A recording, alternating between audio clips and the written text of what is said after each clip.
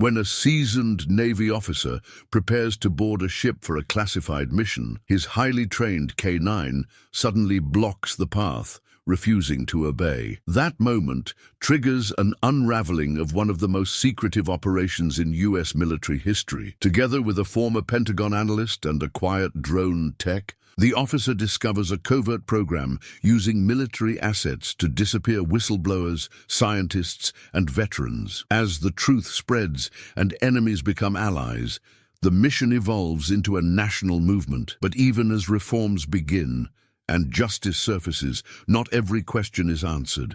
The legacy of loyalty and silence remains, and some threats may still be watching from the shadows. Hold on a moment before we move forward. Let us know where in the world you're watching from. And if you're loving these stories, don't forget to hit subscribe. Tomorrow's episode is going to be absolutely mind-blowing. The sky over Norfolk was brushed with steel-grey clouds, the kind that hinted at a storm long before the rain ever came. Wind curled through the hangars and across the tarmac of the naval base, tugging at flags and whispering secrets only those who had been in war could understand. At the heart of it all stood Captain Logan Barrett, his uniform crisp, his expression calm, but his eyes, those sharp storm-colored eyes, carried the weight of too many missions that had gone too far. Beside him, silent and alert, stood Rex. The K-9's coat gleamed like burnished coal, muscles taut beneath layers of discipline and training. Rex wasn't just any military dog. He had pulled men from burning Humvees, tracked enemies through mine-laced forests, and stood guard over blood-soaked ground when no one else dared. He was a warrior, and more than that, he was family. Barrett checked his orders one last time and approached the ramp of the USS Liberty Dawn, its hull towering like the prow of a forgotten colossus, ready to vanish into the open sea. The mission was classified, though whispers behind closed doors called it high priority, high stakes. The kind of mission you didn't ask questions about, the kind of mission Barrett had stopped believing in long ago. As he drew closer, something happened. Rex stopped, then growled, low, dangerous, unshakable. At first, Barrett barely noticed. His mind was preoccupied with duty, protocol, the dozens of variables that went into leading a crew into unknown waters.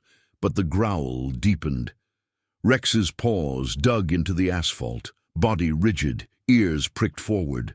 When Barrett took another step, Rex lunged sideways and blocked his path. "Rex, heel!" No response. Barrett frowned. Rex had never disobeyed a command. Not once. Not in Afghanistan. Not in Syria. Not when bullets had rained and rockets lit the sky like falling stars. But now, on American soil, on the threshold of what should have been a routine deployment, the dog refused to move. "Stand down, boy," Barrett said, his voice lower now, trying to hide the tremor of unease that crept into his spine. Rex barked, loud, furious, and the moment shattered like glass. Two armed guards sprinted over from the deck. One of them reached for his sidearm, confused and alert. "Sir, is that dog under your command?" "He's mine," Barrett answered, stepping protectively in front of Rex. "But something's wrong." "Wrong like malfunctioning?" Barrett shook his head. "Wrong like instinct." More personnel rushed in. Eyes darted, radios crackled. Then he saw him. Walking down the ramp of the ship with a clipboard tucked neatly under one arm, Commander Wayne Corbin. Tall, immaculate, a face like carved granite and a voice sharp enough to cut glass. Barrett had heard of him. No one on base liked Corbin, but no one questioned him either. He was the kind of officer who never got dirty, but always ended up with the medals. Corbin stopped short, his gaze narrowing at the dog. "What's this chaos, Captain Barrett?" "Rex is reacting to something aboard the vessel," Barrett said carefully. "He's never done this before. I trust his instincts." Corbin arched an eyebrow. "You trust an animal over protocol?" "He's not just an animal. He's trained to detect threats. This ship is secured. There are no threats. Muzzle the dog." Barrett's jaw clenched. "With respect, sir, I think we need to double-check." "I gave an order," Corbin snapped, his tone like frost biting into flesh. Muzzle the animal, or I'll have him removed by force. Barrett's hand hovered near Rex's collar, but the dog backed away, refusing even his handler's touch. His eyes, dark, locked, unblinking, were staring not at Corbin, but beyond him, toward a cargo container being lifted by crane toward the lower deck. It was grey, unmarked, save for one label stenciled on its side, medical supplies. Rex growled again. Barrett turned his eyes to the container. The growl grew louder, and a cold knot twisted in his stomach. That wasn't adrenaline. That wasn't nerves. That was fear, not his, the dog's. And it changed everything. He straightened slowly, masking the sudden rush of suspicion behind a military facade of order and obedience. But his mind was racing now, spinning with 1,000 unspoken questions and the weight of something he hadn't felt in years. This wasn't just a deployment. Something was hidden on that ship. And Rex, loyal, fearless, relentless, was trying to stop it with everything he had. Barrett looked up at the sky, at the clouds that hadn't broken yet, and knew the storm wasn't coming from above. It was already here. Barrett stood frozen for a second too long. Rex refused to budge, his body coiled like a spring, his growl now a deep, vibrating warning that made even the guards back away. The crane continued lifting the container, its shadow sweeping across the deck like a cold hand. Corbin stepped closer, clipboard now tucked under his arm, eyes burning with irritation.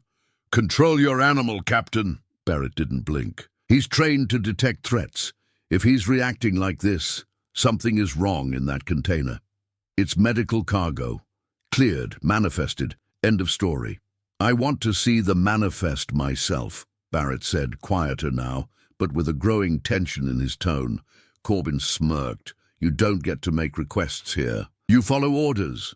This isn't Afghanistan, Captain. It's Norfolk, and we don't let dogs dictate military movement." Barrett stepped forward. The crew around them had gone silent, even the crane operator slowing down as eyes turned to the confrontation. "Sir, I have led over 30 classified operations. Rex has saved more lives than most soldiers in this unit. If he's sounding an alarm, I'd rather overreact than miss the warning." Corbin's expression twisted. "Are you questioning the integrity of my cargo?" "I'm questioning the smell of lies wrapped in red tape," Barrett said, eyes hardening. "And I don't like that my dog can smell it before I can." Corbin's jaw clenched. "That container has been cleared. I signed off myself. That's the problem." Gasps weren't audible, but they lived in the stillness that followed. A line had been crossed. Barrett knew it. He also knew there was no going back now. Corbin took one slow step forward, lowering his voice to a cutting whisper. "You're walking a thin line, Captain. Thin enough to snap. And yet here I am, still standing." Corbin turned, snapping his fingers toward the security team. "Get the animal under control. Now." 2 military police officers stepped forward, one of them pulling a nylon muzzle from his belt. "Sir, with all due respect," one of them said quietly, "this dog's record is—" "Do it!" Corbin barked. Rex bared his teeth and lunged, not to attack, but to retreat. His entire body pivoted, placing himself between Barrett and the crate. Barrett moved without thinking, positioning himself in front of Rex, hand raised. "You'll have to go through me," he said. The MPs hesitated. One looked at the other, unsure. Barrett didn't flinch. For a moment everything paused. The tension, the sounds of the bass, even the wind seemed to hush. Then Corbin's radio crackled to life, some distant call from logistics. But he ignored it. His eyes were locked on Barrett's, and what flickered in them wasn't just frustration, it was fear of exposure. Barrett saw it. That flicker, that stutter of guilt, and Rex kept staring at the crate. "Who loaded that container?" Barrett asked suddenly. Corbin didn't answer. The crane finished lowering the cargo onto the deck with a dull metallic clang. Barrett's heart pounded. Something inside him screamed that whatever lay behind that grey steel shell wasn't medicine, wasn't equipment, and sure as hell wasn't authorized. "I want a full scan," Barrett pressed. "I want to see what's inside that crate." "You're suspended from command pending evaluation," Corbin snapped. "Effective immediately. I'm contacting command. Turn in your access badge and remove the K9 from restricted grounds. Barrett didn't move, but Rex, as if sensing everything at once, took 2 slow steps back toward the perimeter. His eyes never left the container. "I'll comply," Barrett said coldly. "But I'll be back. And when I come back, I won't be asking permission." He turned, gripping Rex's collar gently as they left the docking platform. All around them, heads turned away, silence reigning like judgment. But the moment Barrett stepped past the security perimeter, he pulled his phone from his coat. One name, one chance. Hannah Ruiz. They hadn't spoken in months. She'd saved his skin more than once, back when digital warfare was just beginning to shape real-world battlefields. Cybersecurity analyst, Pentagon clearance. Someone who knew how to find things that weren't meant to be found. He hit dial. "Barrett?" Her voice came through after the second ring, wary but not unfriendly. "I need a favor," he said, keeping his voice low. "I need you to look into a container that doesn't exist." A pause.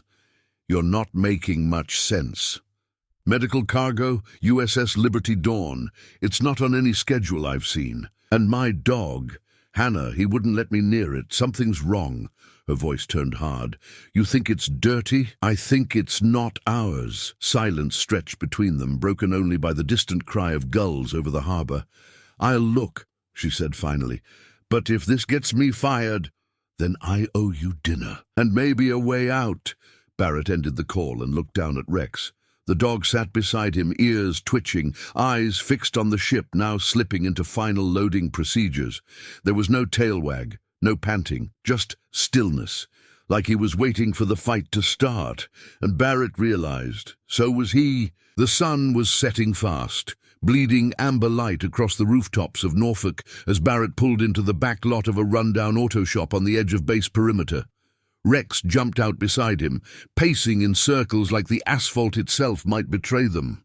Barrett glanced around. No one followed, no shadows moved. Still, paranoia pressed against his neck like a cold palm. Something was off, more than off. It was rotten, and he could feel it getting deeper. Inside his truck, the burner phone lit up. Hannah found something, calling, "Now!" The screen barely lit before it rang. He answered before the first full buzz. "I checked everything," Hannah said, voice sharp, urgent.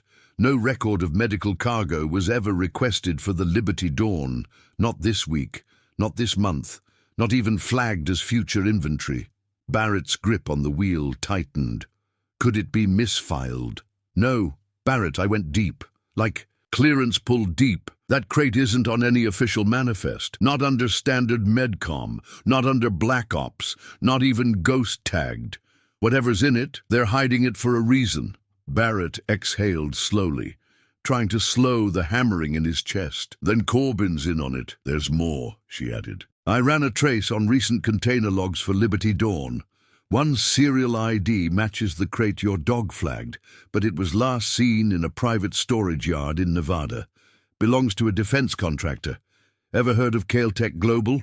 Barrett closed his eyes. Caltech. He had heard of them. In passing. In whispers. A contractor too big to fail and too invisible to question. Rumors of deep-class programs, wet work, ghost operations buried under 17 layers of plausible deniability. "They're under federal investigation," Hannah added.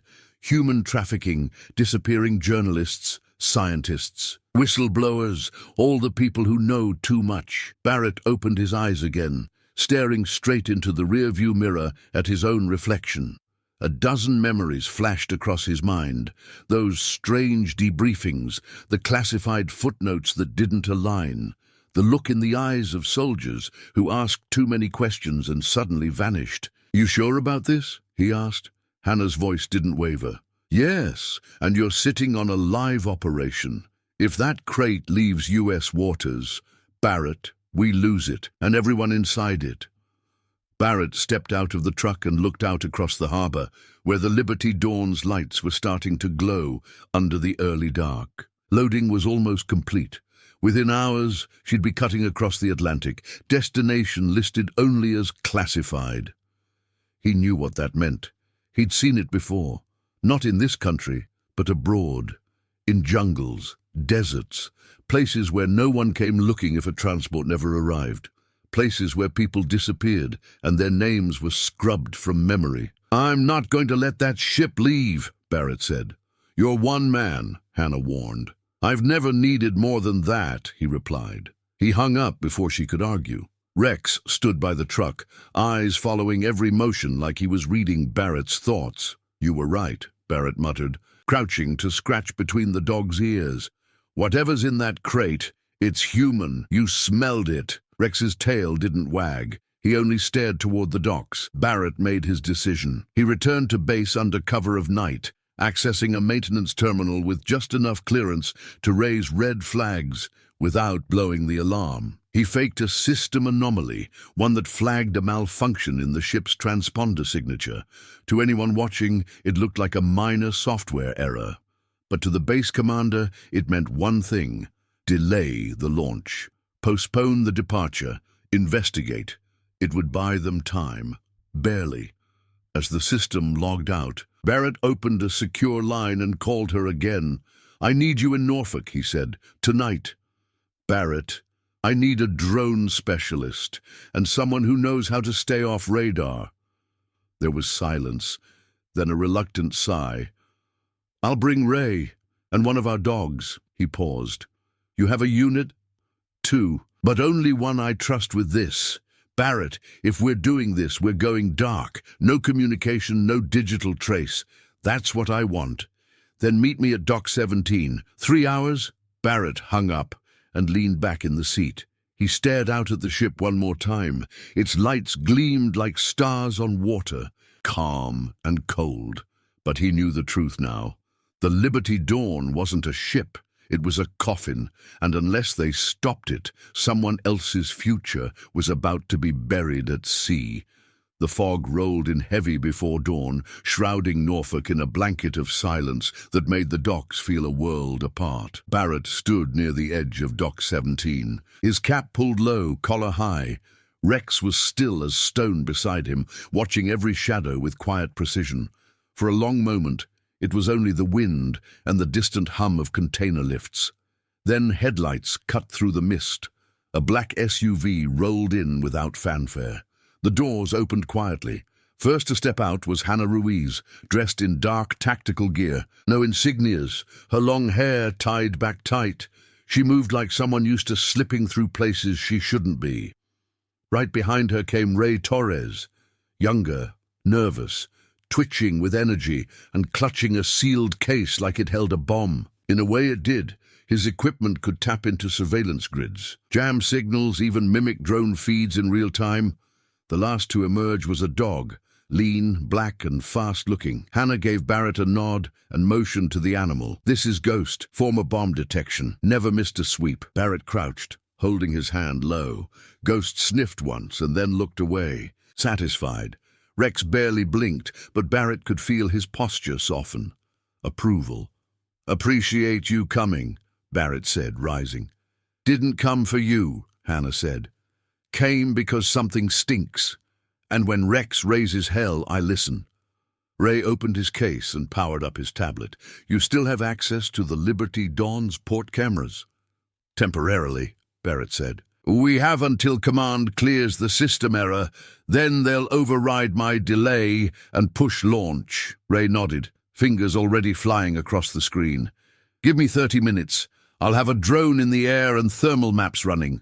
They moved to a nearby storage facility, abandoned, unswept, and perfect. Hannah spread the manifest logs across a folding table. "I pulled what I could from deep archives. Caltech has been flagged for over 12 infractions in 3 years, most sealed by contract privilege. But I found something worse."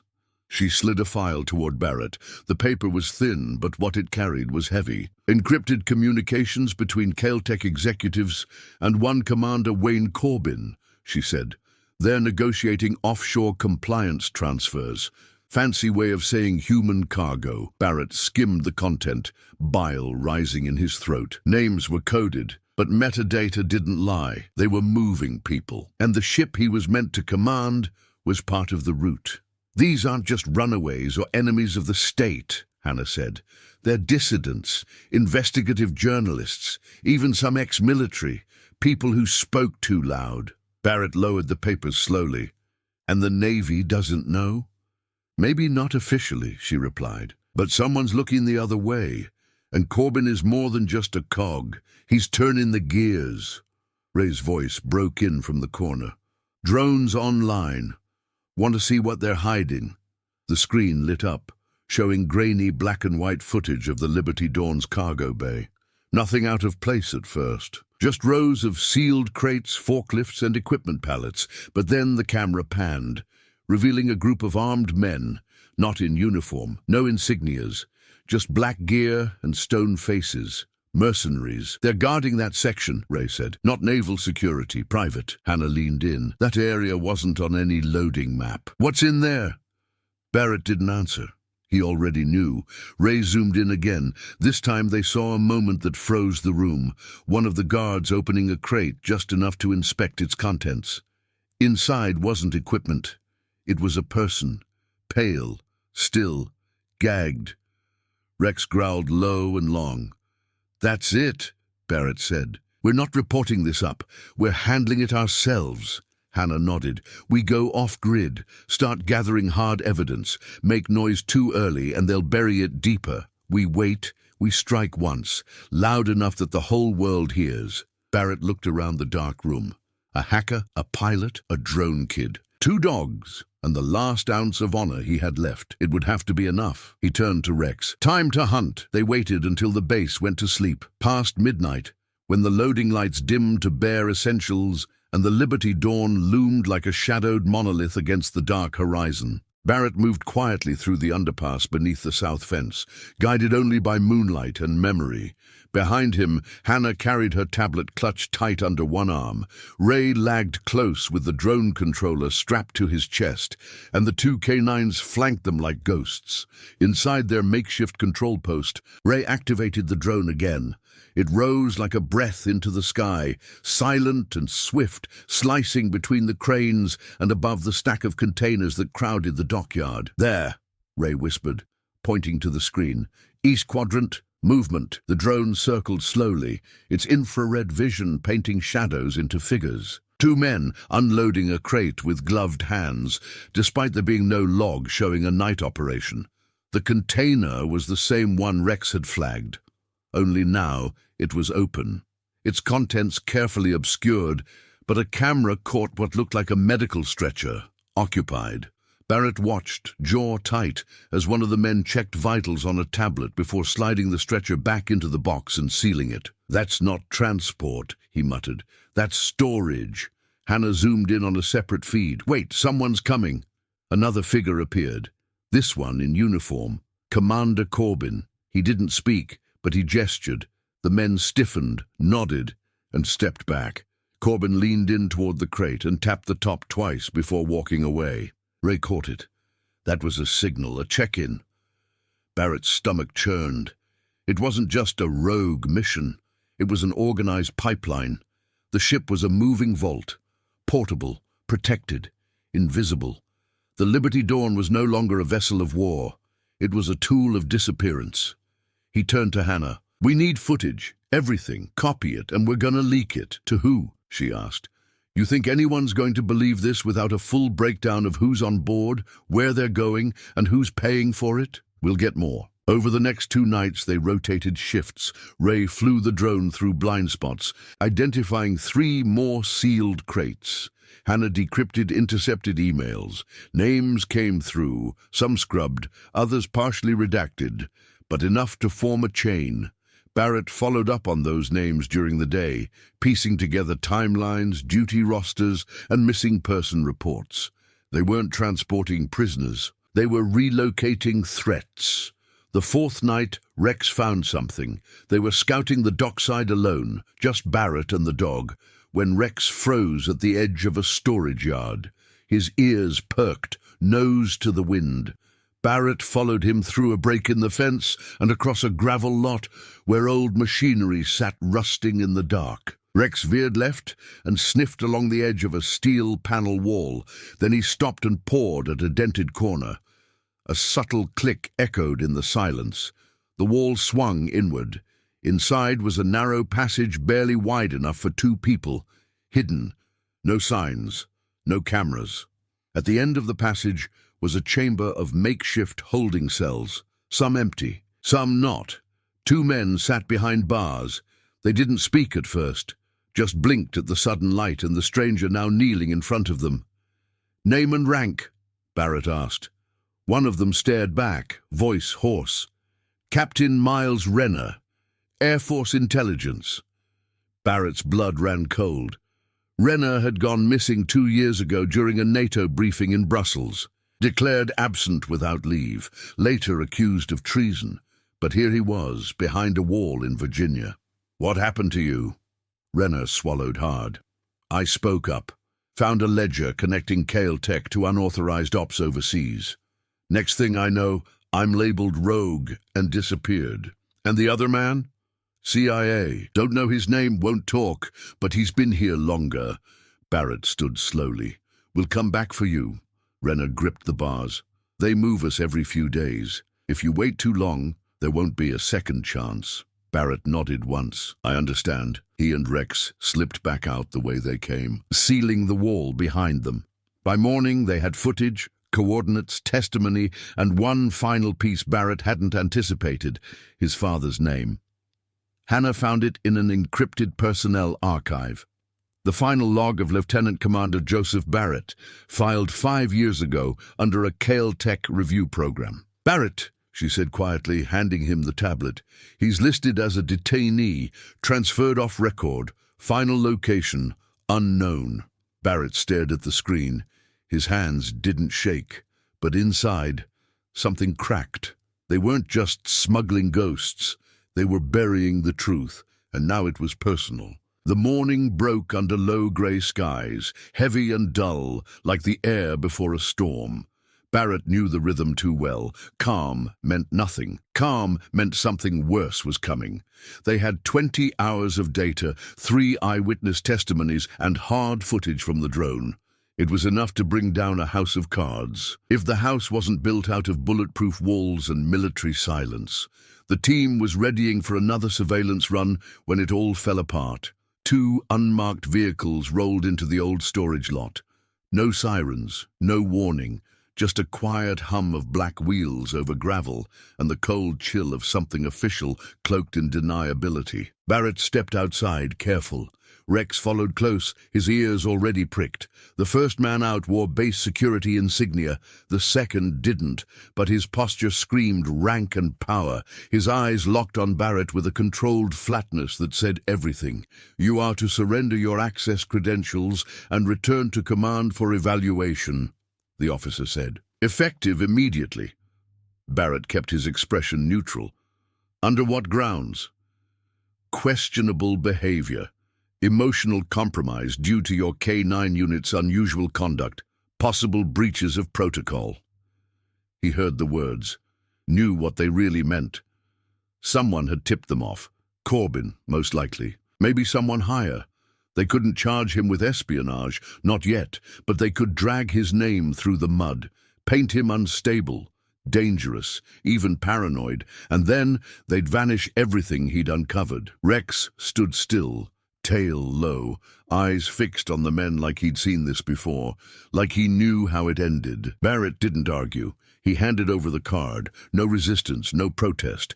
But his silence wasn't surrender. It was calculation. "What about the dog?" the man asked, glancing down with practiced disdain. "Rex is mine. He's under my care. He's scheduled for immediate behavioral re-evaluation. Per protocol, he'll be isolated and transferred." "No," Barrett said flatly. "He's not your asset. He's mine." The men ignored him. One of them pulled out a leash and stepped forward. That's when Rex moved. Not to bite, not to attack. He bolted, straight into the woods behind the lot, fast as a whisper, gone before the man could react. Shouts erupted. Someone reached for a sidearm, but Barrett raised his voice first. "You fire a shot at that dog, and I swear to God—" "Stand down!" barked the officer, waving his men off. Barrett watched the tree line long after Rex had vanished, trusting him to disappear. The dog had done this before. War zones, escapes. He would circle back. Barrett just had to stall. They escorted him into the vehicle without cuffs, but it felt like a cage, a slow ride through the base, under scrutiny. Everyone he passed looked away. Word had spread fast. That was the tactic: shame the hero, discredit the loyal, and make the silent feel foolish for ever trusting him. At the command center, he was taken to a debriefing room. Windowless, quiet, too clean. Corbin was already there. He stood behind the desk, hands clasped, voice too smooth. "You crossed the line, Captain." "No, sir, I just looked under it." Corbin tilted his head. "You've embarrassed this command.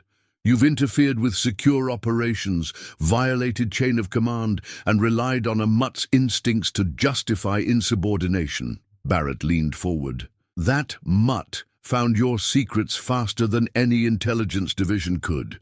Maybe you should be asking what he smelled." Corbin's smile didn't reach his eyes. "This will end one of two ways. You'll sign a leave of absence form and retire with dignity, or you'll face a court-martial that drags your record through the gutter. Choose wisely." Barrett said nothing. "You have until tomorrow to decide," Corbin added. "Don't make this harder than it has to be." As Barrett left the room under guard, his phone buzzed in his pocket, an alert from a private frequency. Incoming image, Rex, location tagged. The dog had made it out, and he was sending a message. The rest of the team had gone underground. Barrett had prepared them for this moment. Their data backups were buried in dead drop sites. Ray would wipe his drones. Hannah would cover her digital tracks like ghosts in snow. They would vanish from the system, but not from the fight. Barrett walked out of the building like a man going nowhere, but in his mind, he'd already begun. This wasn't over. Not by a long shot. The motel was the kind of place people drove past without seeing. Faded paint, buzzing neon, a vending machine with 2 working buttons. That's why Hannah chose it. Ray had scrubbed their digital footprints clean, and the drone gear was stashed in an old cooler marked bait. They didn't speak much while setting up again. Every word carried weight now, and silence became armor. Barrett arrived just after nightfall, slipping in through the side exit like a man who no longer belonged anywhere official. He carried no uniform, no ID, just tension in his shoulders and eyes that didn't blink enough. Rex followed at his heel. The reunion was quiet, a nod from Hannah, a clap on the shoulder from Ray, a quick sniff of recognition between Ghost and Rex. No celebration, no relief, just a shared understanding. If they were together, it meant things had gotten worse. Hannah handed him a flash drive. Encrypted folder from an anonymous source. Came in through a buried channel. It's credible. Barrett plugged it into Ray's laptop and watched the files open, photo scans, shipping logs, audio transcriptions. But one folder stopped him cold. Detainee Archive, Operation Tundra Echo. He opened the file, and a list populated the screen. Dozens of names, some marked as cleared, others as in transit, and a few in red, awaiting offload. Barrett scrolled slowly, then froze. Joseph Barrett, status presumed deceased, transfer date 5 years ago. Last vessel assigned, USS Palisade. He didn't say anything for a moment, just stared. His father's name stared back. Not on a gravestone, not in a folded flag, but in a database run by ghosts. "I thought he vanished," he said quietly. Hannah's voice was careful. "He did, but not by accident." Ray leaned over. "Wait, the Palisade was decommissioned 3 years ago. They said it was because of structural issues, but I remember reading a theory that it ran black site transfers before shutdown." Barrett nodded slowly, his mind sifting through memories like jagged glass. "My father wasn't just a logistics officer, he was a whistleblower. He filed a report accusing Caltech of misusing DoD assets. They dismissed him. Then he vanished." Rex placed his paw on Barrett's foot. A simple gesture, but grounding. Barrett's fingers curled into a fist. "They got him," he muttered. And if that's true, he wasn't the only one. He turned back to the screen and opened another file. Photos taken from inside one of the crates, not from their drone. These were different, clearer, as if someone on the inside had smuggled them out. Faces emerged, sedated, strapped down, a mix of civilian clothes and partial uniforms, and one photo showed something else entirely, a tattoo. Barrett zoomed in.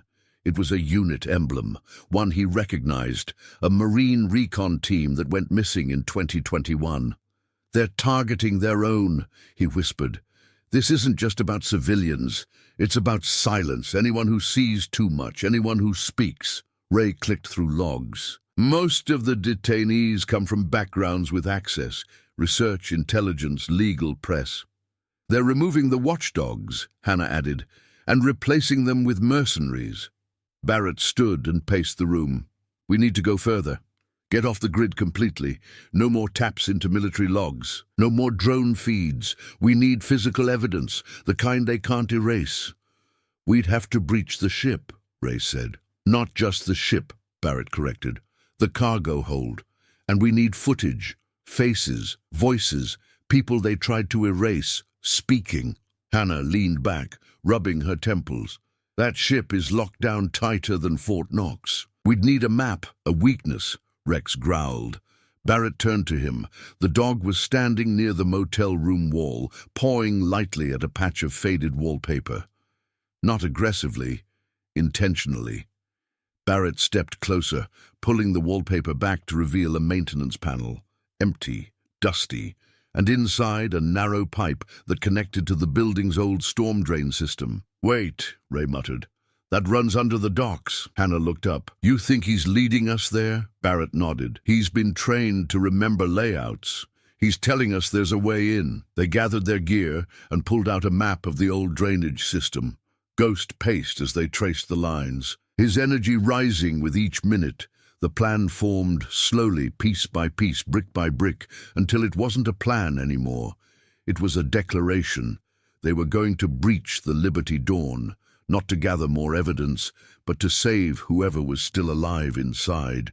The storm drains under Norfolk were older than the base itself. Cold, narrow, and echoing with decades of forgotten rainwater, they wound like veins beneath the city, passing under streets, fences, and eventually the military docks. Barrett led the way, flashlight low, rifle slung tight across his chest. Each step forward dripped with tension. The further they went, the less connected they were to the world above. Rex trotted ahead, confident and alert, tail low and still. He knew exactly where to go. Behind them, Hannah kept pace, fingers scrolling through an encrypted tablet with a hastily compiled floor plan of the Liberty Dawn. She'd pulled it from a decommissioned sister vessel and patched together the rest with estimates and structural logic. Ray carried the drone gear, packed down to essentials, and whispered calculations to himself about airflow, line of sight, and battery strength. Ghost brought up the rear, every so often pausing to sniff the corridor ahead before continuing with ghost-like precision. "We're not breaking into a ship," Hannah muttered under her breath. "We're infiltrating a floating fortress, designed to survive missile strikes." "Then we better be ghosts," Barrett replied, "because if they spot us before we're ready, we won't get another chance." They reached a fork in the tunnel system.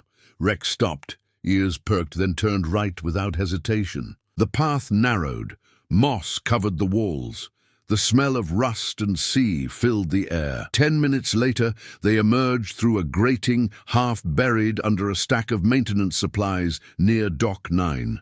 Directly ahead, the Liberty Dawn towered in the dark. The moon reflected off her steel hull, and the sound of distant boots echoed across the platform. They retreated into shadows and gathered under a rusted metal awning. Barrett pulled out the layout. "We enter through the secondary cargo ramp. It's rarely used, only during mass loading. According to specs, there's a service corridor that runs beneath the lower deck and leads straight to the cargo hold." Ray pointed at a note on the schematic. "There's a compartment there between deck plates, too small for cargo, too large to be empty." "Hidden room," Hannah whispered. "Probably where they're keeping the detainees." "Or the ones they don't want recorded," Barrett added. Ray opened the drone case and launched a micro-surveillance bot into the air. It hovered like a mosquito, silent and invisible, scanning the access panels for movement. 2 guards at the cargo ramp, he reported.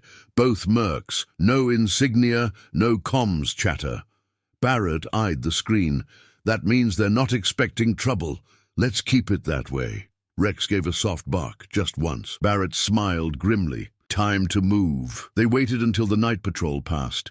Then Barrett and Rex moved in first, using stacked containers as cover. The guards didn't notice until it was too late. Rex launched first, silent, precise, trained for non-lethal subduing. The man went down with a strangled gasp. Barrett slammed the second against the wall, elbow to throat, and eased him to the ground.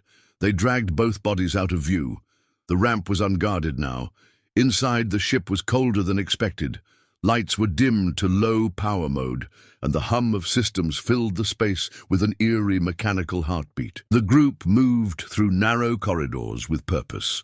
Ghost sniffed out motion sensors, and Barrett used a code Hannah had lifted from a recently retired tech to bypass locked maintenance doors. Finally, they reached the compartment. A dull, metallic wall. Unmarked, Ray scanned it.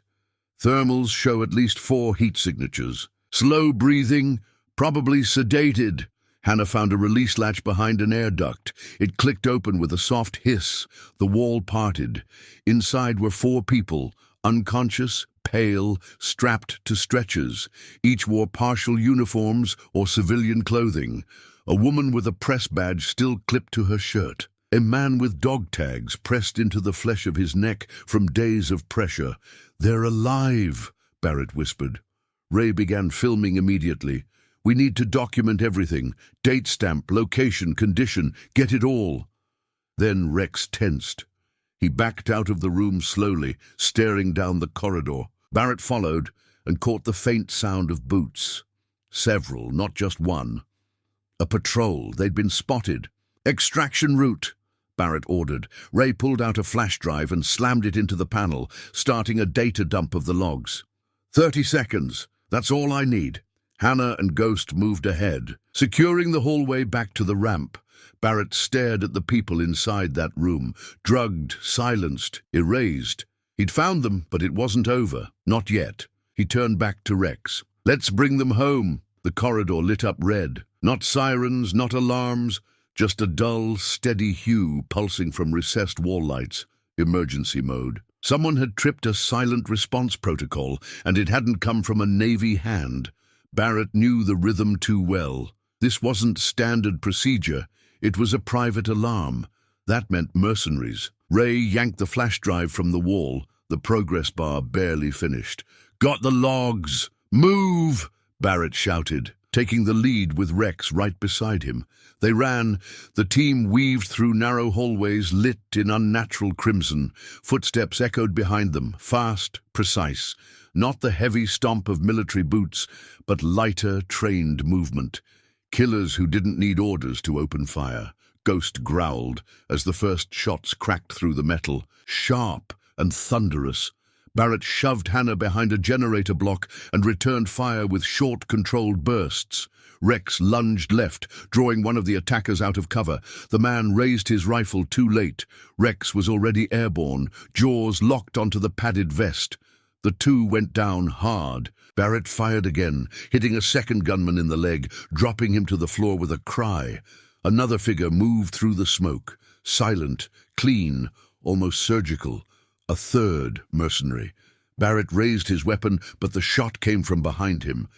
Hannah, the man collapsed, his weapon clattering against the metal grating. Hannah lowered her pistol, breathing hard but steady. "We've got maybe 90 seconds, she said. Ray scanned his drone's live feed. "They've set up a barrier near the cargo ramp. We're boxed in." Barrett pressed his hand against the wall, thinking. "We don't need the ramp." He turned to the left hallway. "That hatch, it leads to the old ballast maintenance chute.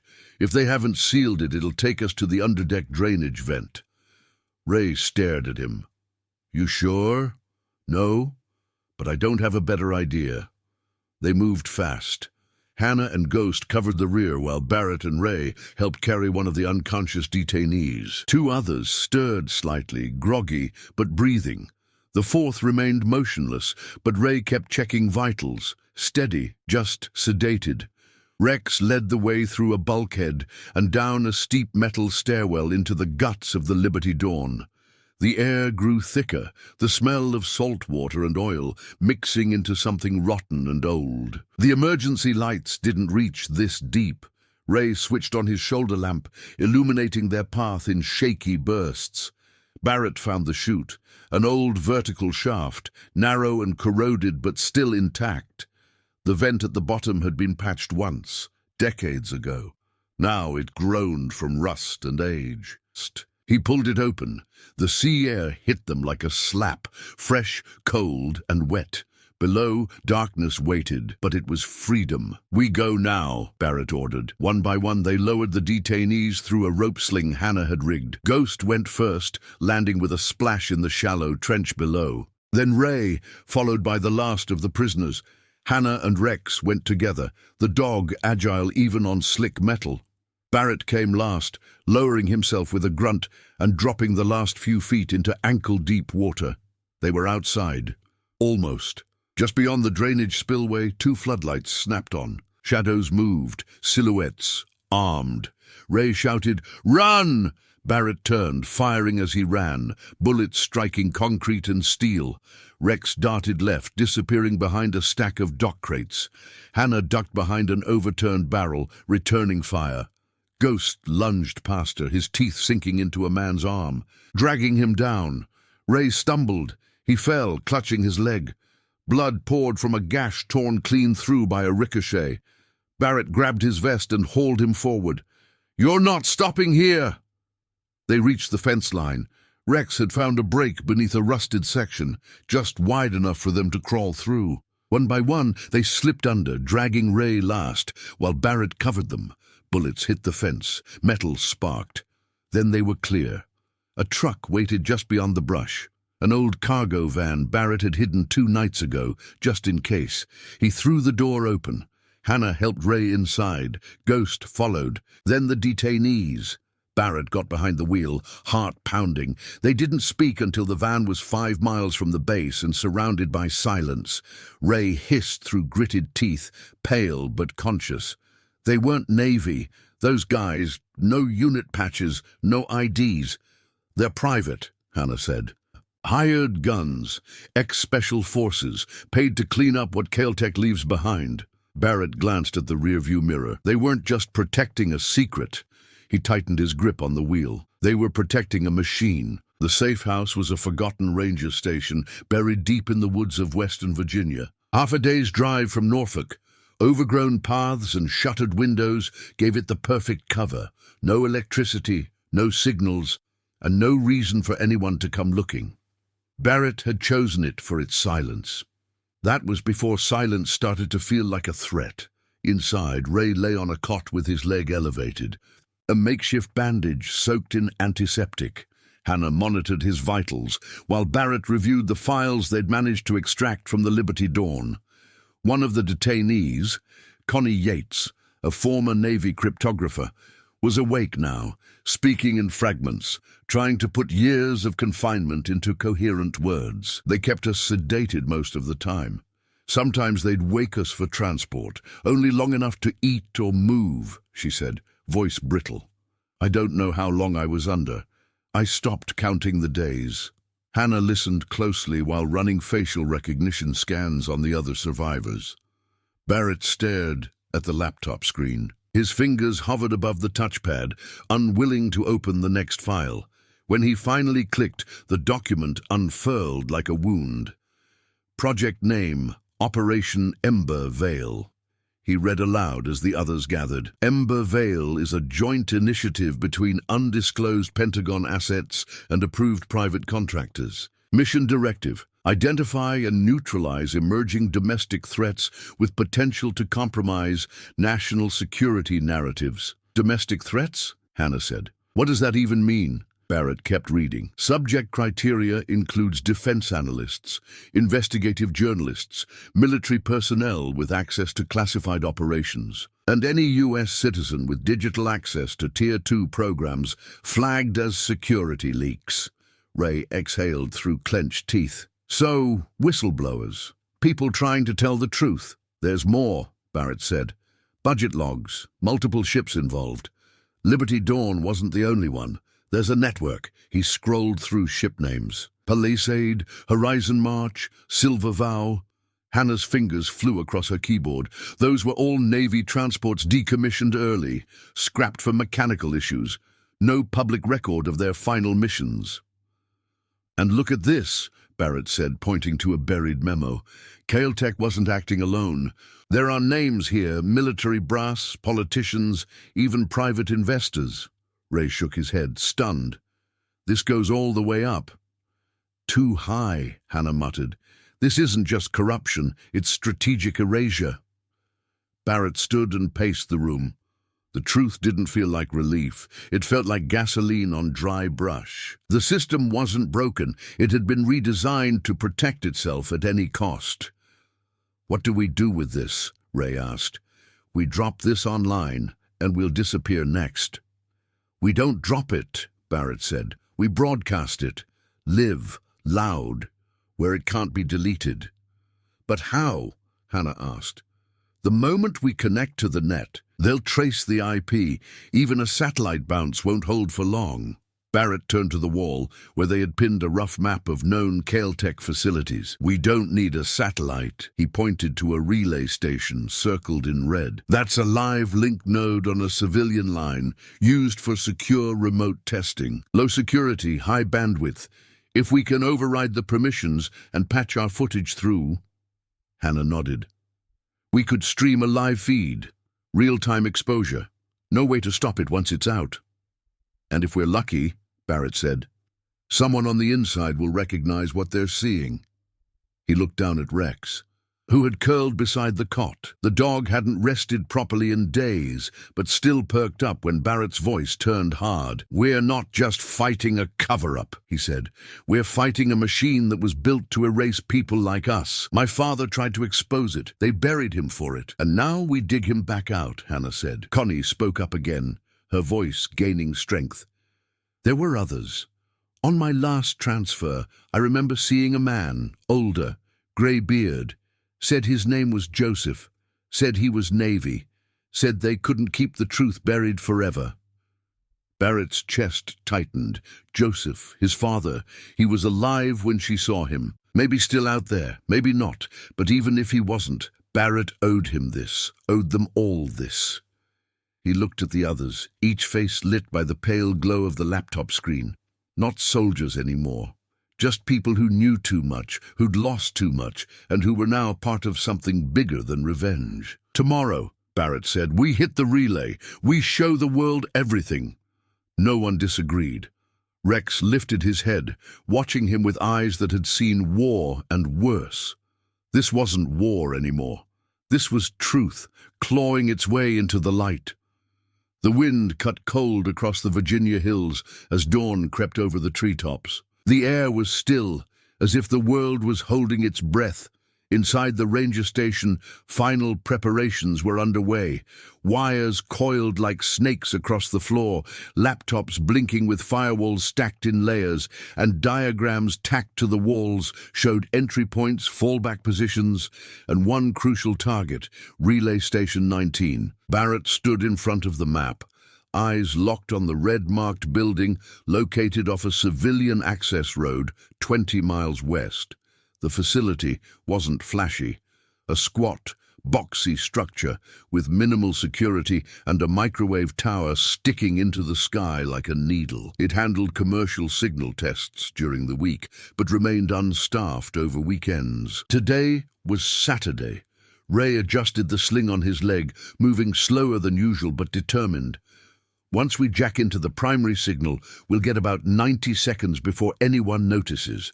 That's all we need to push the live stream through. And the rest? Hannah asked. How do we stop them from cutting it off once they trace the source? Barrett tapped the schematic. We loop their internal camera feed. While the world watches our stream, their screens show routine diagnostics. "And Corbin?" Hannah pressed. "He's already panicking," Barrett replied. "He knows we have the footage. He just doesn't know when or how we'll use it. That's the edge." Ghost trotted between the gear bags. Nosing a hard case containing the encrypted drive, Rex stood beside Barrett, silent and watchful.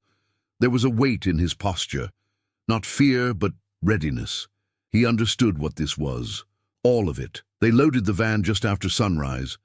The drive was quiet. No music, no small talk, just the hum of tires and the occasional rattle of gear in the back. Barrett sat in the front passenger seat, rifle across his lap, staring out at the road like it might betray them.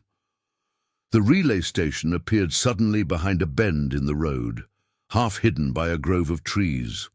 A rusted chain-link fence surrounded the perimeter, but the padlock had been cut 2 nights ago and carefully twisted back to appear untouched. Ray and Hannah worked quickly. They reached the control panel and began setting up the uplink while Barrett and the dog secured the perimeter. No sign of patrols, no vehicles. It felt too easy, but that was the danger in their plan. It had to look like a routine systems check. The real fight wouldn't come here. It would come after. Inside the building, fluorescent lights buzzed overhead. A single control room dominated the space, lined with screens, servers, and a central terminal connected to the relay dish outside. Barrett slid the drive into the port, and the screen filled with file trees. "Starting upload," Ray said. Hannah opened her laptop, tapping into the system. Spoofing location and bouncing signal through 3 commercial satellites. If they trace this, they'll end up in a karaoke bar in Seoul. Barrett leaned forward. "Patch in the footage, all of it. The crates, the detainees, Corbin, everything." Ray clicked through folders. "Live feed, starting in 5, 4. The screen flashed, a black frame. Then footage rolled. First came the crate interiors, the unconscious bodies, the labels, the timestamp.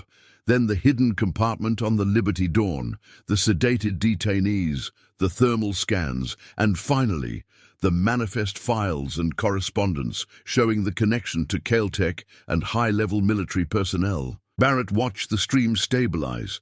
"How many viewers?" Hannah glanced at her screen. "Thousands already, rising fast. Push it to civilian news servers, Reddit threads, video platforms, everywhere. Doing it now." The minutes stretched. Then a noise from the entrance. Barrett's hand went to his weapon. Ghost growled low. Rex stood, hackles raised. Outside, tires crunched gravel, a black SUV. Barrett motioned for Hannah and Ray to shut everything down the moment the upload was complete. "Copy everything. Prepare for fallback." The door opened slowly. 2 figures stepped out of the SUV. One of them wore a dark, tactical coat, clean-shaven, eyes sharp. Barrett stepped out to meet them, rifle slung but not lowered. "You're trespassing." The man raised his hand slightly, not in surrender, but to show he wasn't armed. "Name's Thomas Varelli, former logistics division. I saw your stream. I knew this day was coming." Barrett didn't blink. "And you just happened to be nearby?" "No," Varelli said. "I was part of the planning team for Operation Ember Vale, until I saw what it was doing." Barrett studied him. The man's hands were steady. His voice was calm. There was a guilt behind his words that couldn't be faked. "Why are you here?" "To help," Varelli said. "You've kicked the door open, but they're already closing ranks. You'll need someone who knows where the rest of the bodies are buried." Inside, Ray gave a thumbs up. "The upload's done," he called out.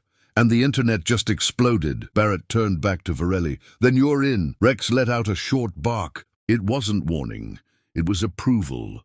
The first tremors came fast. Within an hour of the stream going live, news channels scrambled to verify the footage. Commentators spoke in hushed tones, some visibly shaken on camera.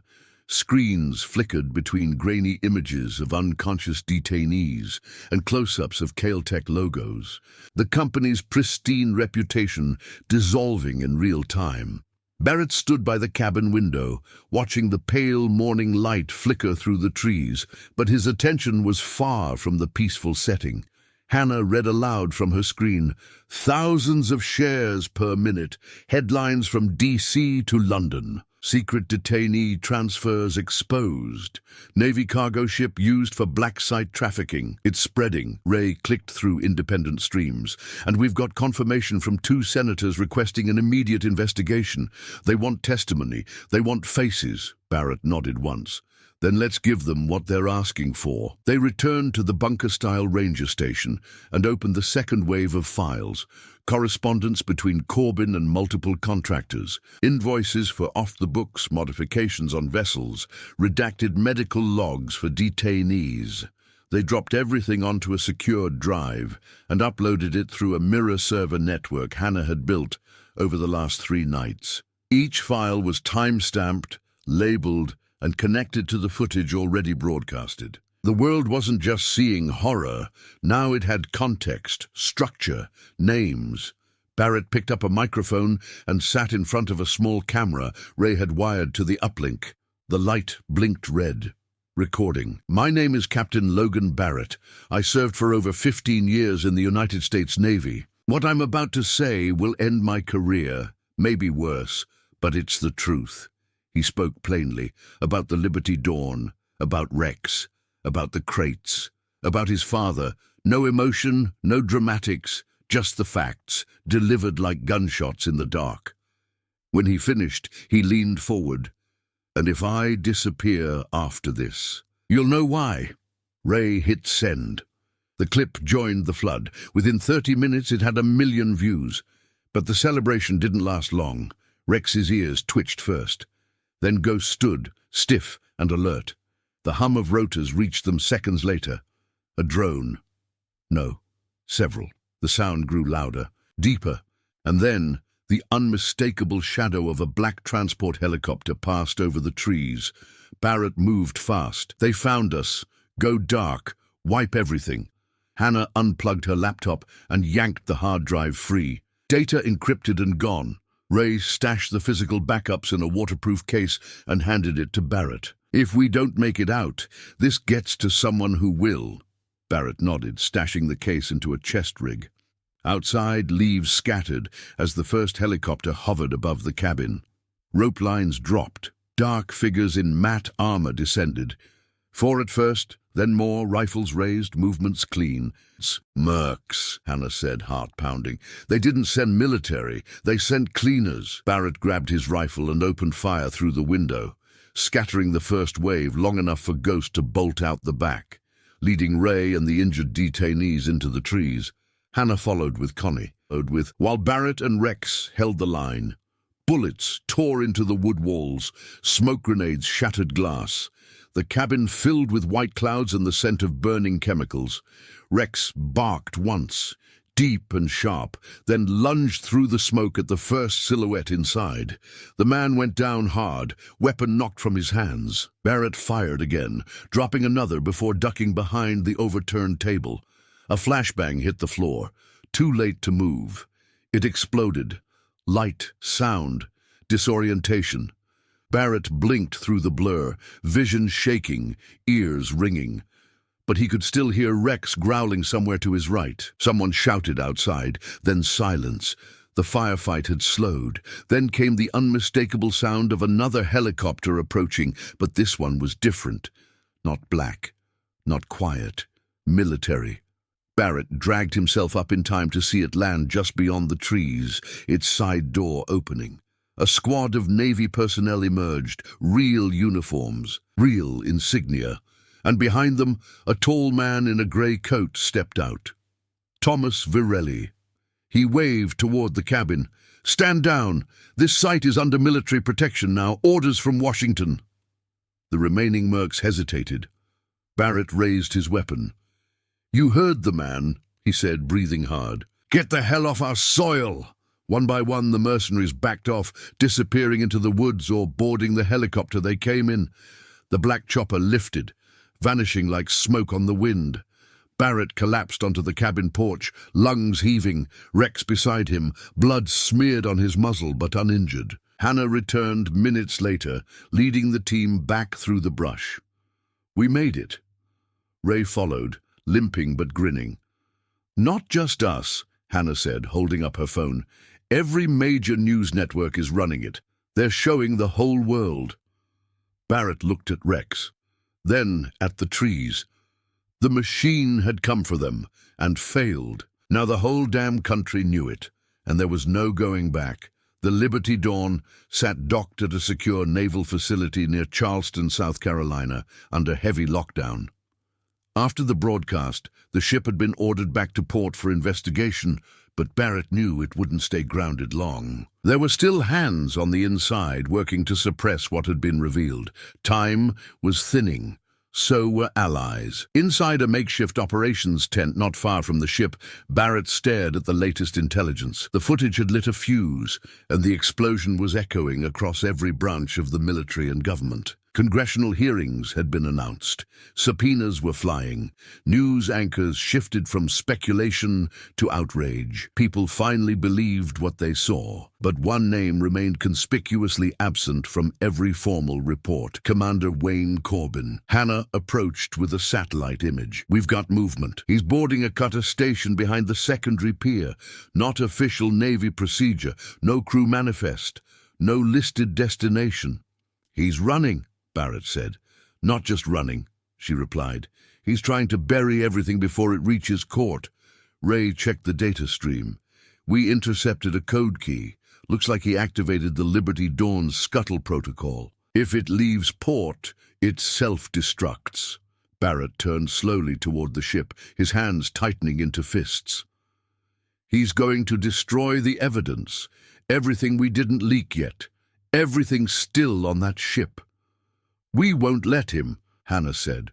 Barrett was already moving. Rex followed at his side, silent and focused. They crossed the base under the chaos of overlapping jurisdictions.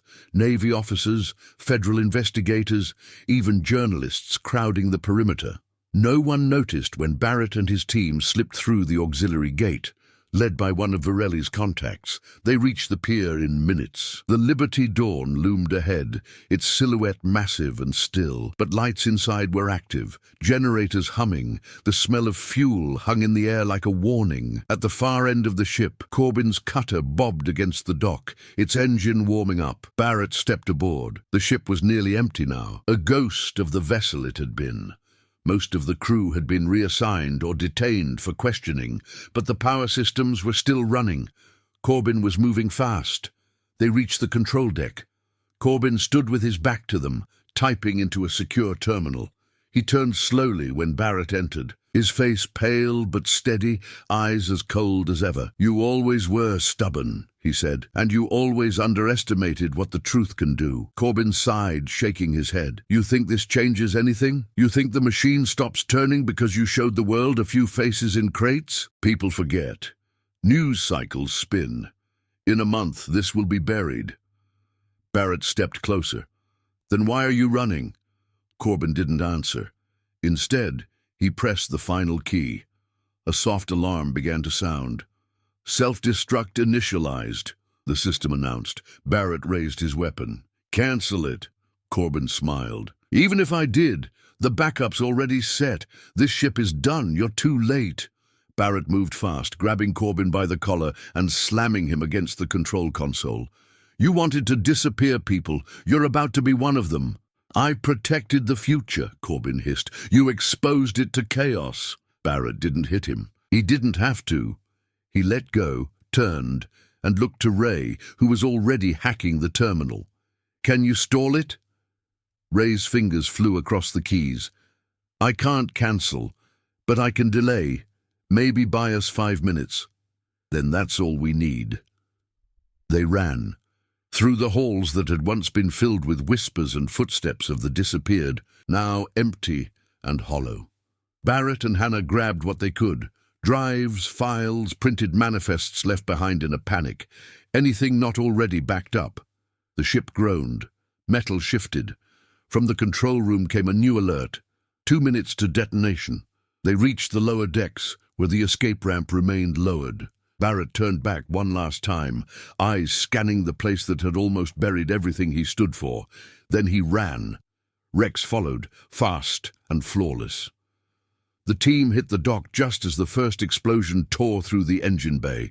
Flames erupted from the stern, smoke spiraling into the sky. Metal screeched and buckled. The Liberty Dawn pitched slightly to one side before the fire suppression system kicked in, but the damage was done. They stood in silence, watching the vessel burn, and with it, Corbin. No body would be found. No confirmation would ever come. But they all knew he chose silence in the end, just like he'd tried to force on everyone else. Barrett dropped to one knee beside Rex, brushing his hand over the dog's head. "You did good," he said quietly. Rex didn't bark. He just leaned against his side and stayed there. Smoke still lingered over the docks the next morning, curling upward in lazy spirals as investigators combed through the wreckage of the Liberty Dawn. The once proud vessel now listed in the harbor like a wounded animal, its hull charred, its secrets scattered across media channels and government inboxes. But despite the explosion, not everything had been lost. The files Barrett and the team recovered before the ship detonated had made it safely into federal hands. And now, for the first time in years, some of those hands were finally trembling. Inside a federal hearing room in Washington, D.C., the atmosphere was tense. Camera crews buzzed behind roped-off sections, while a crowd of reporters whispered to one another, glancing at their phones as updates poured in. The news was relentless. Whistleblowers coming forward, court orders issued, names unsealed. At the front of the room, Barrett sat alone at the witness table, uniform pressed, eyes steady. Behind him, Hannah watched from the gallery. Ghost lay curled at her feet, his head resting on a worn-out pack. Rex sat directly beside Barrett, his vest marked with the emblem of a Navy K-9 who had served with distinction. "Captain Barrett," the chairman of the committee began, "do you swear that the testimony you're about to give is the truth?" "I do." "Then let's begin." For the next 2 hours, Barrett spoke. He walked them through every detail, how Rex had refused to board the ship, how Corbin had dismissed the warnings, how the containers didn't match any manifest, and how they uncovered detainees sedated and hidden away under military protection. He spoke not as a man with an agenda, but as a soldier who had seen too much and decided he couldn't keep quiet anymore. When it came time to speak of the detainees, he paused. "I want it noted," he said, his voice firmer, "that many of those who were imprisoned without trial, without charges, were decorated veterans, government contractors, and civilians with clean records. They were taken not for what they did, but for what they knew. The system was used to erase them, not protect anyone." He didn't mention his father by name. He didn't need to. After Barrett's testimony, a former Navy lieutenant came forward, then a civilian logistics officer, then a government medical contractor who had been forced to falsify death certificates for several missing personnel. By the end of the day, Corbin's name had resurfaced in every hearing. His financial records were leaked, his correspondence traced to foreign shell companies. He hadn't acted alone, but his death had turned him into a symbol of something that couldn't be ignored any longer. In a quiet moment at a coffee station outside the committee chamber, one of Corbin's former aides approached Hannah. The man looked shaken, his hands unsteady as he passed her a thumb drive. "I didn't know everything," he whispered, "but I knew enough, and I didn't speak. I couldn't live with that anymore." She took it without a word. Later, the data on that drive would confirm that nearly 100 people had been funneled through the Ember Vale program, many of them still unaccounted for. But the tide had turned. Not all were ready to face it. Some politicians deflected, some officers lawyered up, others claimed ignorance. But cracks had formed. Public pressure was unrelenting. Protests erupted outside Pentagon buildings. Veterans groups rallied behind the survivors. Newspapers printed the names of the missing and the dead. 1 week later, the Department of Defense announced a full-scale internal investigation. 2 admirals were placed on administrative leave. A special task force was assembled to track remaining detainees. For the first time, something resembling justice stirred within the machinery. Back at the safe house, Barrett sat on the porch with Rex beside him. The mountains in the distance were capped with late spring snow, and the air smelled clean again. Hannah stepped out carrying 2 mugs of coffee. She handed him one without a word and took the seat beside him. "You did it," she said. "No," Barrett replied. "We did." Ray appeared in the doorway, leaning on a crutch but smiling through his bruises. "Correction, they did," he said, nodding at the 2 dogs sprawled out in the sun. Rex cracked one eye open, then promptly returned to napping. Barrett reached into his pocket and unfolded a small photo, faded, wrinkled, worn from years of being carried into war zones and waiting rooms. His father stood beside him in it, younger, prouder, unaware of the silence that would consume him years later. "We still don't know where he ended up," Hannah said gently. Barrett nodded. "No, but now everyone else does." A slow breeze drifted through the trees, carrying birdsong and distant thunder. Inside the cabin, the television flickered with footage of survivors reuniting with family members. Some embraced, others stood stunned, unsure how to begin again. Connie Yates had returned to her sister in Denver. The man with the dog tags had been reunited with his daughter in North Carolina. Each reunion was another crack in the machine. Each tear, each smile, each story spoken into a microphone was a reminder that the truth, once seen, could never be unseen again. And for Barrett, that was enough, for now. Spring settled over the country like a balm, softening edges left raw by months of outrage and revelation. What had begun as a silent protest by a single military dog now echoed across every major institution, from courtrooms to newsrooms, in letters mailed to Congress, and in the quiet prayers of families reunited with the living and finally able to bury the dead. For Barrett, the battle was over, but the cleanup had just begun. He stood at attention as the crowd grew around the newly built memorial wall at Arlington. Behind him, rows of white headstones stretched toward the horizon. In front of him stood a smooth slab of dark stone, etched with the names of those who had vanished inside the framework of Operation Ember Vale. Not all had been found. Some names had no bodies to accompany them, but now they had weight, a place, a permanence. The plaque at the base read, "For those who were silenced and those who spoke for them." Barrett stepped aside as a brass band struck the first solemn note. The ceremony wasn't flashy. There were no roaring jets overhead or salutes that shook the ground. It was quiet, reverent, and it belonged to those who had suffered in silence. Hannah stood beside him, her hand steady on his arm. Ray was there too, his limp still visible, but no longer slowing him down. Ghost sat near the edge of the grass, head tilted up toward the sound of the music, eyes calm. And there was Rex. He sat proudly beside Barrett, his new vest clean and marked with 3 service ribbons and a fresh silver tag engraved with his name. A child near the front of the crowd waved at him, and Rex wagged his tail once, just once, but it was enough to send a ripple of smiles through the crowd. When the ceremony ended, people lingered. Some laid flowers, some stood in silence, others read every name, whispering each aloud like a vow. Later that afternoon, Barrett walked through a quiet corridor inside the Pentagon. He had been called in not for questioning or reprimand, but for recognition. A meeting, closed to cameras, between a few senior officials and the Secretary of Defense. He expected formalities. What he got was something else entirely. "You did more than expose a scandal," the Secretary said, sliding a small box across the table. "You reminded this country what integrity looks like, and what happens when we ignore it." Barrett opened the box. A medal, not for valor, not for combat, but for something rarer, service in defense of truth. He took it without fanfare, without speech, and without asking for anything more. He'd never needed ceremony. What mattered was already out there, reshaping the system from within and without. Back in Norfolk, the Liberty Dawn's remains had been moved to a deconstruction facility, her parts stripped, catalogued, and shipped to be melted down or studied. Her name would never be used again. No new ship would inherit it. That too had been made official.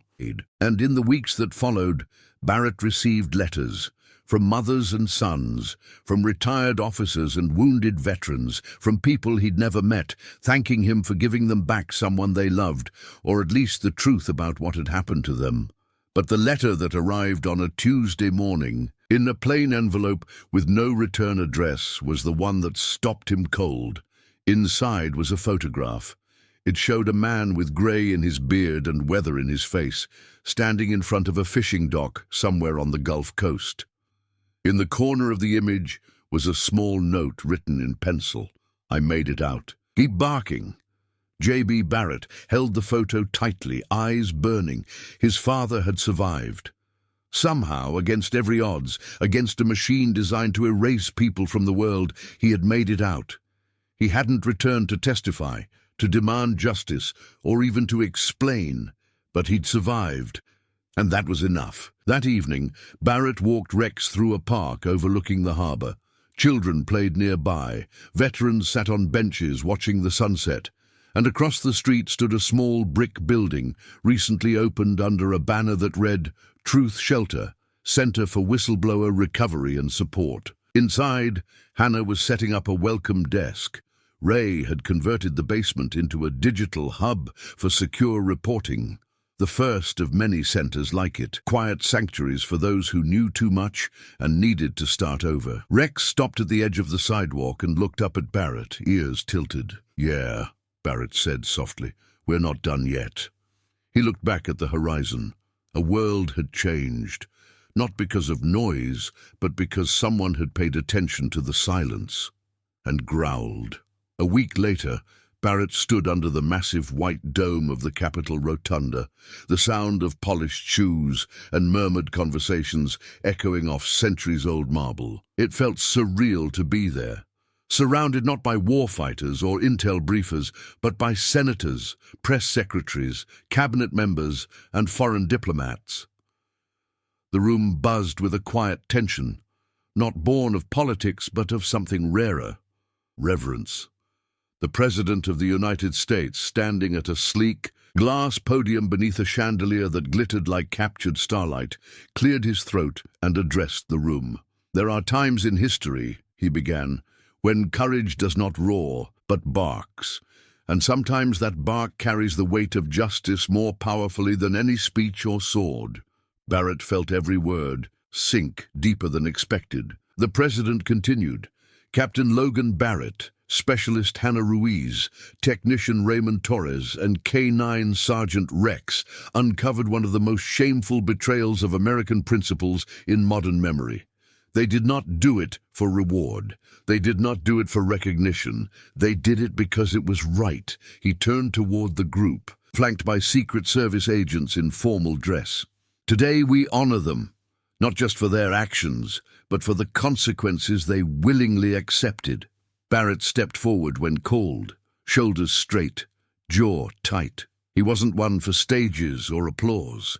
Neither was Rex, who sat obediently at his heel, his newly minted silver service tag glinting beneath the chamber lights. A uniformed official approached with a medal clutched in gloved hands. Not the typical combat decoration, this one was different. Custom-made, created in collaboration with military ethics boards, human rights commissions, and civilian oversight committees. The National Guardian's Star. As it was placed around Barrett's neck, he didn't feel pride. He felt something closer to relief, that the weight hadn't crushed them, that something had survived, that maybe, just maybe, the next soldier, journalist, or technician who discovered a terrible truth wouldn't have to do it alone. Hannah stepped forward next, composed and graceful, though her eyes shimmered briefly as the medal touched her chest. Ray followed with a slight limp, leaning on a silver cane he insisted was purely for style. Ghost padded up with him, wearing a custom harness embroidered with digital waves and lightning bolts, a small nod to his handler's talents. When it came time to honor Rex, the President knelt. Sergeant Rex, he said warmly, extending a hand that Rex sniffed before accepting with a gentle paw. You didn't just save lives, you woke a nation. He fastened a blue ribbon around the dog's neck, a miniature version of the Guardian's Star, and gave him a slow, deliberate salute. The crowd applauded, genuine, thunderous applause, rising in waves across the room. Even the most cynical politicians, those who spent their lives crafting careful narratives, stood, because for once the story wrote itself. After the ceremony, Barrett was ushered into a small private room with senior military leadership. No press, no cameras.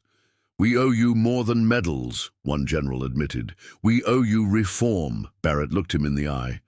"Then don't waste time. Rewrite the rules.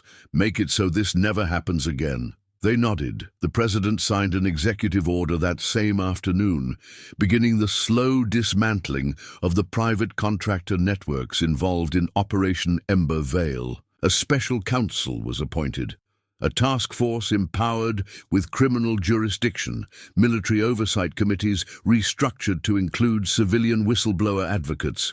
It wasn't perfect, but it was movement. Back at the hotel, Barrett removed his medal and placed it in a drawer. He didn't need to wear it. The real symbol sat beside him, licking his paw after a long day under bright lights. He ruffled Rex's ears. "We're not politicians, buddy. We're watchdogs." The next morning, a national address aired from the White House lawn. "For too long," the president said, "we have let the idea of security outweigh the need for accountability. That ends now." He laid out the legislative reforms in clear, unwavering language. Anti-trafficking enforcement inside military jurisdictions, protections for whistleblowers in active duty, limits on privatized defense operations, mandatory audits on contractor partnerships. Every word felt like a domino falling in slow motion. Public approval soared. The country, reeling from exposure and shame, began to rebuild its trust, not through denial, but through acceptance. A reckoning had arrived, and the people were watching. In schools, Rex's story was added to curriculum under lessons in civic duty and integrity. His likeness appeared on murals at several bases. Children wrote letters by the hundreds, thanking him for barking when no one else would speak. At bases across the country, K9 units trained with renewed purpose. Some handlers changed how they treated their dogs, less as tools, more as partners. More than once, a young soldier pulled Barrett aside during visits and said, "Your dog changed how I see mine." That, more than any medal, stayed with him.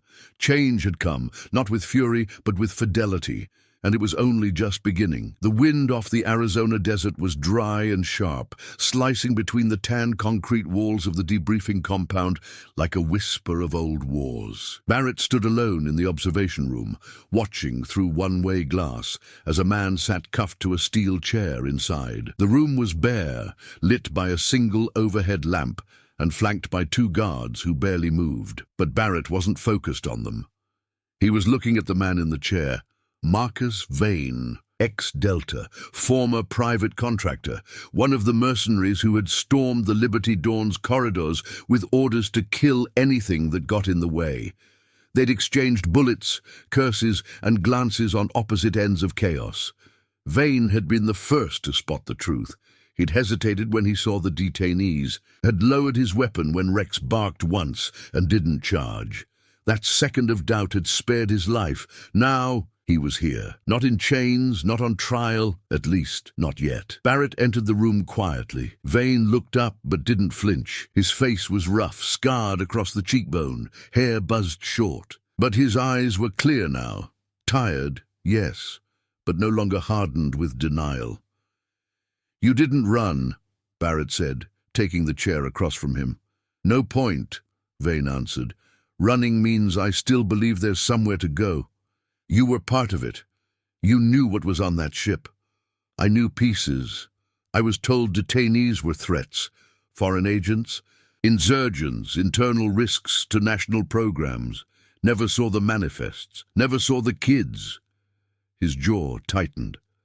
"I saw them that night, and I knew I'd been used." Barrett leaned back. "You weren't the only one." They sat in silence for a moment. Vane broke it. "I've been watching the hearings, the footage. I saw what you did, what the dog did.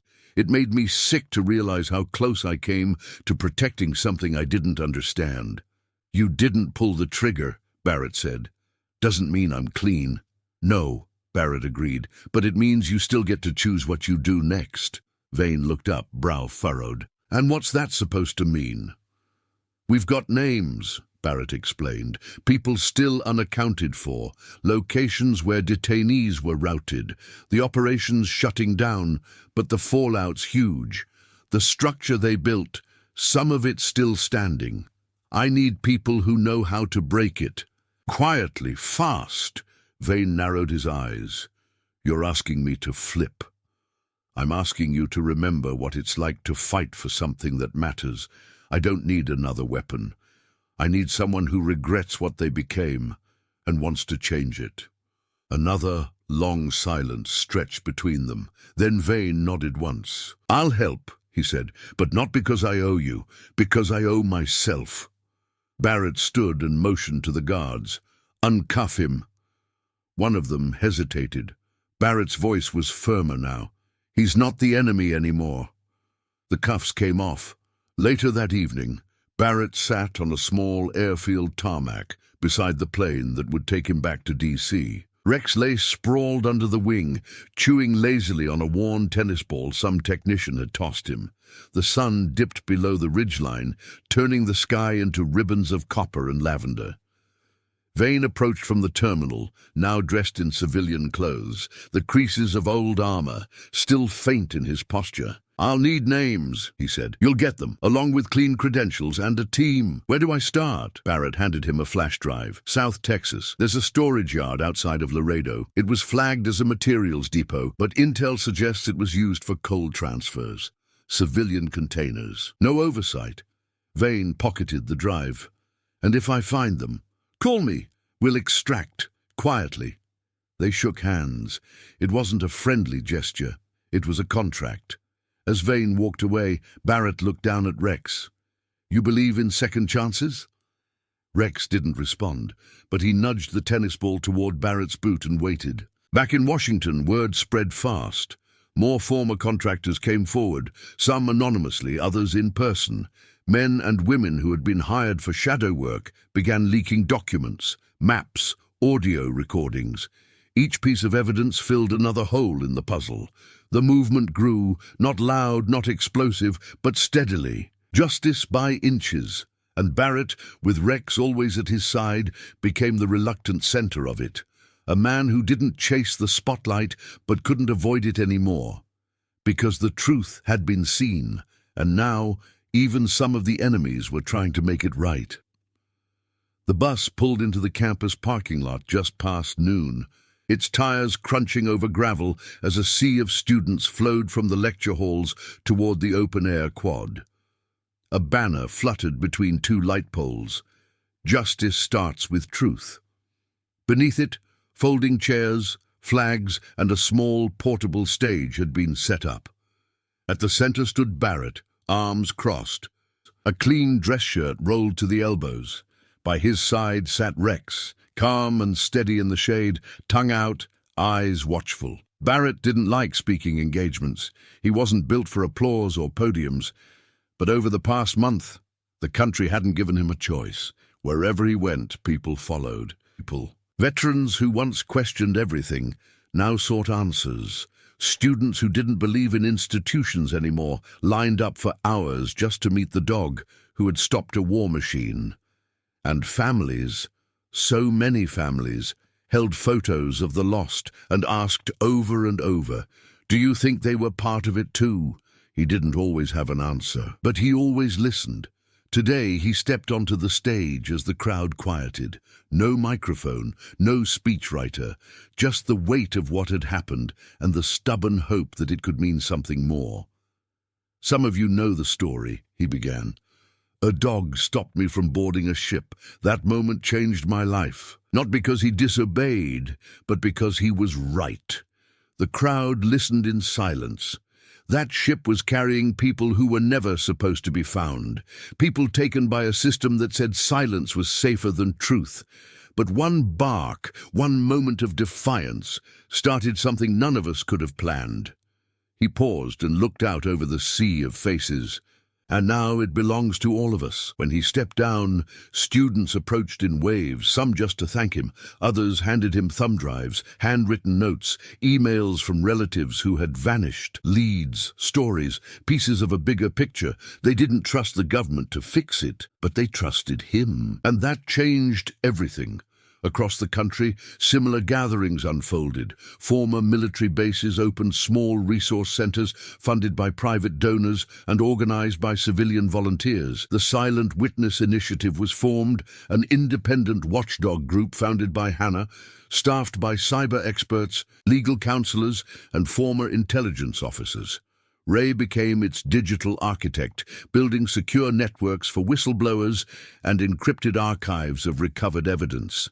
Barrett didn't take an official role. He didn't need to. His presence alone gave the movement its spine. Rex became a symbol. His image, stoic, poised, collar gleaming, was painted on murals from Brooklyn to San Diego. In elementary schools, children wrote essays titled, "What Would Rex Do?" Law enforcement K-9 units adopted new training protocols inspired by his case. Military academies included his story and ethics training. It wasn't fame, it was purpose. Even in Congress, the ripple effects continued. New legislation passed with bipartisan support, bills designed to increase transparency in defense contracting, enhance protections for whistleblowers in uniform, and restrict the privatization of certain military operations. Barrett testified again, but this time he wasn't alone. Connie Yates sat beside him, strong now, no longer frail from sedation and years in the dark. Behind her, 4 more survivors, people who had been in those crates, gave statements that made the hearing room fall to a hush, so complete it echoed. The truth had found its voice. One afternoon, while visiting a base in Missouri, Barrett was approached by a colonel he didn't recognize. The man saluted first, then extended a hand. "My son's name is on that memorial wall," he said. "I never knew what happened to him until last month. I thought he'd been dishonorably discharged. That's what they told me. He was part of Ember Vale, wasn't he?" Barrett met the man's gaze. "Yes, sir, he was." The colonel nodded once, jaw tight. "You gave me my son back, not alive, but real." He turned and walked away before Barrett could say more. That night, Barrett and Rex sat in silence on the back steps of a small farmhouse the military had repurposed into a rest center for visiting advocates. Fireflies blinked in the grass. The air smelled of cedar and coming rain. Barrett leaned back against the wood, his body tired but his mind clear. For the first time in years, he wasn't waiting for the next blow, the next betrayal. He was waiting for the next beginning. He looked at Rex, who lay beside him in the grass, tail thumping lightly against the earth. "We're not fighting anymore, are we?" he asked. Rex didn't move, didn't bark, but he blinked, slow and content. Barrett smiled and closed his eyes. The war was over. The mission had just begun. The parade in D.C. wasn't part of any national holiday, but the crowds that lined Pennsylvania Avenue didn't seem to care. Flags fluttered from every balcony, and people filled the sidewalks, shoulder to shoulder, holding signs that read, "Truth matters, whistleblowers are patriots, and never again." Barrett stood in the back of an open military vehicle, his uniform crisp, cap in hand. Rex sat beside him on a cushioned platform specially built for the occasion, his vest polished, silver tag gleaming under the cloudless sky. The crowd erupted as they passed, and Barrett found himself overwhelmed, not by the noise, but by the weight of what it all meant. This wasn't for him. It wasn't even for Rex. It was for every name etched into the dark marble of that new wall in Arlington. For every survivor who had once feared they'd be forgotten.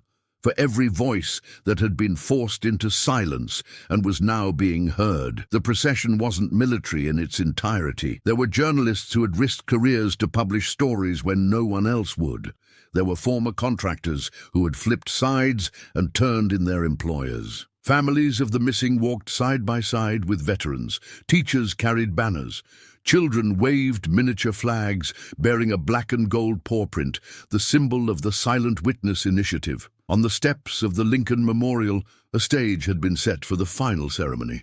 As Barrett approached, He saw faces he hadn't expected to see all in one place. Hannah, dressed in a dark suit, stood by the podium with Ghost at her feet.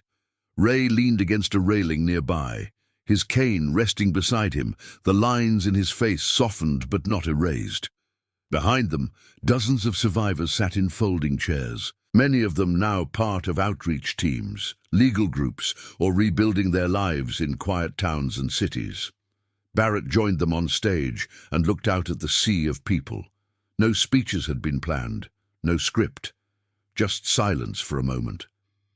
Then someone in the crowd began to clap, one person, then another, and another, until the entire mall echoed with applause so loud and steady it sounded like thunder. Barrett nodded once in thanks and stepped to the microphone. "I never wanted recognition," he said simply, "but I did want answers, and when I found them, I had to choose between looking away or standing up." He glanced at Rex, who now sat at his feet, ears perked, eyes scanning the crowd. "I didn't do this alone. I followed the one who saw the truth first." He paused as emotion swelled in his throat. It started with a dog refusing to follow a command. It ended with the country learning to listen again. The crowd quieted as a large screen behind the stage lit up with photos, snapshots of survivors reuniting with families, images of the crates, the courtrooms, the rallies, the hearings. At the end came one last photo, the memorial plaque at Arlington, lit at sunset. Barrett stepped back. From behind the curtains, a choir of school children emerged, sons and daughters of veterans, students from the schools Rex had visited. They began to sing softly, "America the Beautiful," voices clear and high, unburdened by politics or fear. As the final notes faded into the spring air, Barrett felt someone tap his shoulder. It was an older woman, silver-haired and elegant. She handed him a folded photo and whispered, "He was in the files you released. My brother, 23 years old when he vanished. You gave him back to us." He unfolded the photo. A young man in fatigues, smiling from under a helmet, a name scrawled on his vest.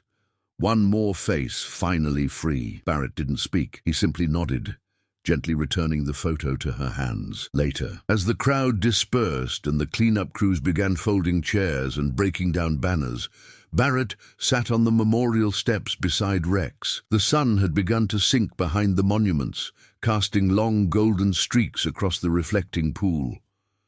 The air buzzed with the remnants of laughter, music, and solemn pride. He took a small velvet box from his coat pocket. Inside was a custom tag, engraved with Rex's name, his service dates, and one short phrase, "He knew first." Barrett clipped it onto Rex's collar beside the official tag. "You earned it," he said quietly. "All of it." A photographer from a nearby paper raised her camera. "Mind if I get one shot?" Barrett looked down at Rex, who stared directly into the lens, unblinking. Just one. The shutter clicked. And that single frame would go on to live in history, printed in textbooks, displayed in museums, pinned above desks in countless offices and classrooms. A man in a uniform sitting beside a dog, both staring toward a nation they'd helped change forever. No weapons, no medals, just truth and loyalty, unbreakable. The morning tide rolled gently onto the shore, the Atlantic breathing in and out like an old giant, finally at peace. Barrett walked barefoot along the edge of the surf, sand clinging to his feet, the chill of the water numbing but welcome. Beside him, Rex padded in the same steady rhythm, his paws leaving perfect prints beside Barrett's own. The sky above was streaked with the pinks and oranges of early dawn, painting the world in a soft, forgiving light. They had come here before, years ago, when everything still felt simple. It was the last place Barrett had walked with his father before he disappeared. A small, quiet strip of coastline near Corolla, North Carolina, just trees, sand, and wind. His father used to say, "The ocean didn't speak lies. It either took you or it didn't. It didn't play politics or hide behind orders." Now the ocean welcomed him back, not with answers, but with presence. Barrett reached into his jacket and pulled out a folded slip of paper. The edges were worn, The ink faded. It was the last photograph he'd received. His father, standing on a wooden dock somewhere in the Gulf, smiling faintly into the camera. There had been no signature, no contact, no location, just a note. "I made it out. Keep barking." Barrett stared at the image for a long moment. Then he crouched by the water and set the paper down, letting the tide catch it, fold it, and carry it away like a whispered secret. He didn't need to keep it anymore. His father had made his choice, to live free, away from the machine, in the quiet margins of the country he once served. Barrett could honor that by continuing forward, not chasing ghosts. Rex barked once, a short, quiet sound that didn't disturb the stillness. "I know," Barrett said. "We're not done." He stood and continued down the beach, the rising sun behind him now. As they walked, his mind drifted through moments that still played like fragments of another life. The sterile silence of the Liberty Dawn's cargo hold. The first time Rex blocked his path. The heat of the hearing room lights. The way a child's hand had trembled when petting Rex for the first time, whispering, "You saved people." Barrett hadn't expected legacy, he hadn't sought it, but it had followed anyway. In a nearby town, a small museum had opened its doors just a week ago, the Witness Hall. Inside, a modest room displayed the remnants of the investigation, the vest Rex wore during the mission, the original flash drive that carried the data, photos of the detainees reuniting with loved ones. A guest book sat near the exit, already half filled with messages from across the country. Some were from veterans, others from teachers, students, former contractors, or even anonymous initials simply saying thank you. The story had traveled farther than he ever thought it could. One senator had called it a quiet revolution. Barrett didn't see it that way. It wasn't revolution. It was correction. A course set straight by instinct and conscience, by a dog that refused to ignore what others did, and by people who found their voices in the cracks of an unfeeling system. He and Rex walked until the houses faded, and the beach became untamed again. Driftwood littered the shore, birds called overhead, and the sea lapped at their feet, slowly rising. They reached a rocky outcrop and climbed, settling on a flat stone that overlooked the vast blue. Barrett sat, arms resting on his knees, the wind tugging at his sleeves. Rex lay beside him, head on his paws, eyes half closed. For a long time they said nothing. Then Barrett reached into his bag and pulled out a small brass plaque. He knelt by the stone, brushed the sand away, and pressed the plaque into the earth with both hands. The engraving was simple. For those who barked when others stayed silent. He ran a hand over the metal once, then sat beside it. Farther down the coast, a small boat cut across the water. A lone fisherman waved. Barrett raised a hand in return. He thought of all the names, all the faces, some lost, some found, some who had never made it home, but whose stories were finally being told. The world would go on. New operations would rise. New mistakes would be made. But now there were people watching. People prepared to bark at the first scent of wrongdoing, and they wouldn't be alone. Barrett closed his eyes as the wind picked up. He wasn't sure how many years he had left in uniform. He wasn't sure what the next mission would be, but whatever came, he knew this much. He would listen to the silence. He would trust the instinct that had saved them all, and he would keep barking, always. Rex shifted, rested his head against Barrett's leg, and they sat there as the sun rose higher, lighting the sea like fire and casting their shadows long across the shore. The story had ended, but the legacy had just begun.